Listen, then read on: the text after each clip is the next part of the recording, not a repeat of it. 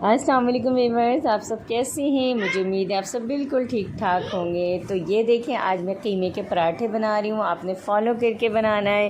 بہت مزے کا سمپل پراٹھا بنے گا یہ قیمے کا، اور سارے بچوں کو پسند آئے گا۔ تو میں نے 1 کلو اس میں آٹا لیا ہے، نارمل آٹا ہے، اور 4 ٹیبل اسپون اس کے اندر آئل ڈالا تھا اور نارمل طریقے سے اسے گون لیا۔ اس کے بعد میں نے یہ وائٹ دکنی مرچ ہوتی ہے کالی مرچ کی طرح، وہ لیا ہے، اور کالی مرچ لیا ہے 1 ٹی اسپون، اور 1 ٹی اسپون زیرہ، اور اسے باریک صفوف بنا لیا، بالکل باریک پاؤڈر کی طرح پیس لیا۔ اور اس کے بعد میں نے ابھی چولہے پہ نہیں رکھا ہے قیمے کو، اب میں کڑاہی لے رہی ہوں، اس کے اندر میں ایڈ کر رہی ہوں قیمہ۔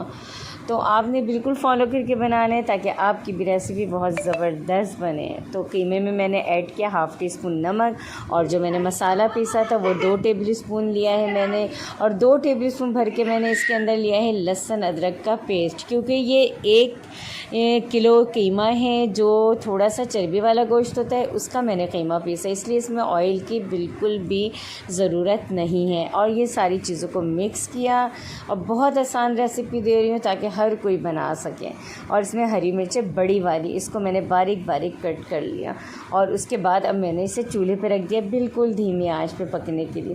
جب قیمہ گل گیا اور جب پانی نکل گیا اس کا، تو پھر میں نے اسے اچھی طریقے سے بھون لیا۔ اب یہ دیکھیں سارا پانی نظر آ رہا ہے، یعنی ہمارا قیمہ ریڈی ہو چکا ہے، بس ہمیں اسے بھوننا ہے، پانی خشک ہونا چاہیے۔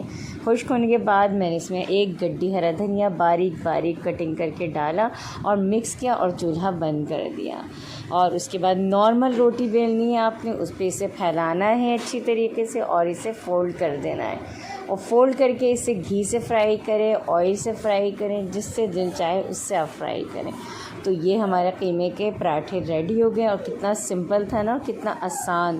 تو مجھے امید ہے آپ سب ضرور بنائیں گے، اور کامنٹس ضرور بتائیں گے کہ میرا قیمے کا پراٹھا آپ کو کیسا لگا، اور انشاءاللہ مجھے امید ہے آپ کو پسند آئے گا۔ اور یہ دیکھیں الٹ پلٹ کر کے اسے فرائی کیا، اور یہ دیکھیں ہمارا قیمے کا پراٹھا ریڈی ہو گیا۔ تو انشاءاللہ مجھے امید ہے آپ سب ضرور اسے ٹرائی کریں گے۔ اللہ حافظ۔